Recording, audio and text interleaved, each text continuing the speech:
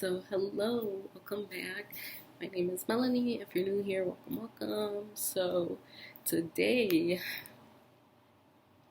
we're gonna do another job video because, girl, everybody needs it. Trust me. These are eh, tips, advice, whatever you want to call it. But essentially, they're just for your noggin. And these are just non-traditional tips, not like apply every day and kind of stuff like that, which I do agree on. You should be applying every day and applying to things that interest you and stuff like that. But these are just further tips to get you going and get yourself a job or career or whatever. I've been out of school for a year. I started working and then I quit, and now I have a part-time job, but I'm looking for full-time employment, and I'm very, very close. And I've been job searching for New Jersey and New York, and if you haven't seen, you can see the little update. I moved to Jersey, not a Jersey girl yet. Might have to be doing that, and I'll give you guys kind of the gist why I might have to become a Jersey girl, be getting a position in Jersey.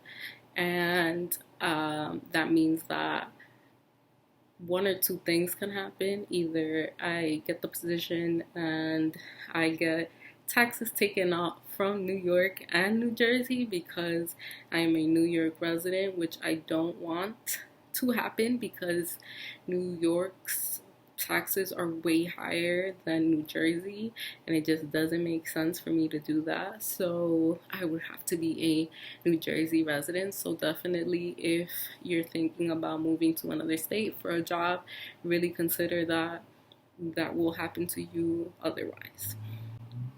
Now on to the tips. I think this is a good starting point. Is if you're looking for a job, and a very specific job, you might have to move to the state where those jobs are most prominent. So, for example, if you're looking for a startup, you're probably gonna have to move to California, New York, the states that are inclusive of startups. It can be annoying because, again, it's just like not everyone can do that, especially if you're 1 year out of college. I don't think everyone is able to financially do that. But if you're really looking into a certain company that you want to work for and you're really interested in that company, you really would have to consider moving out of state. Also, for me at least, living in New York is extremely populated, and I'm not trying to have a negative or scarcity mindset, but you do have to think about that the amount of jobs compared to the amount of people that are in New York are not equal. So there's more people than there are jobs, and you have to kind of consider that when you're moving into a state or being in a certain state. Of course, in New York, there's lots of jobs and you can always find a job, but you do have to think about gosh, I hate people. Oh. The higher positions that you want, the more competition that you'll have, and really consider your options and the states that you go to. I've just noticed, oh my gosh, why?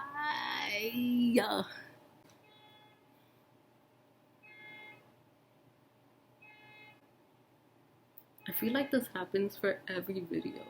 Like someone's sirens just have to go off. Just consider that when you're thinking of going to another state or in the state that you're in. I just think in general, like suburbs, there are less people.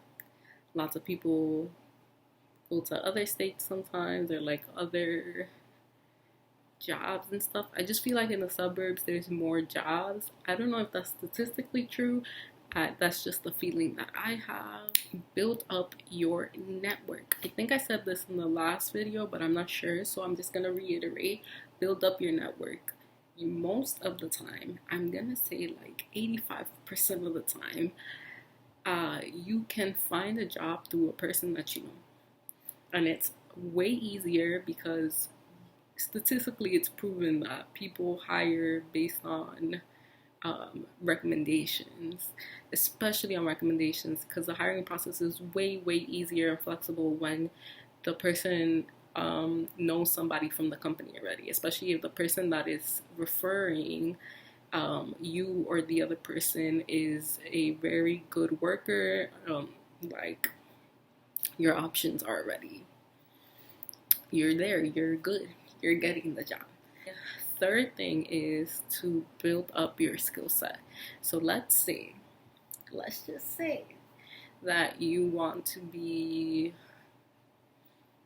an admin assistant. I'm just gonna think about it. If you don't know how to file or how to transcribe or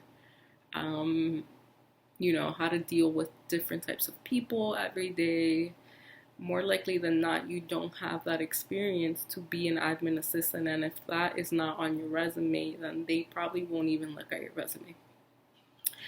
So to increase your probability of getting a job and getting a job that you enjoy, and also to decrease the amount of applications that you do, look at the skill sets that they're requiring of you and make sure that you either have those or you're working towards those, or that you try to work towards those, especially if it's a job that you want to do for a very long time. Having those skill sets early on distinguishes you from everybody else in the pool of applications. And yeah, you should just really consider that.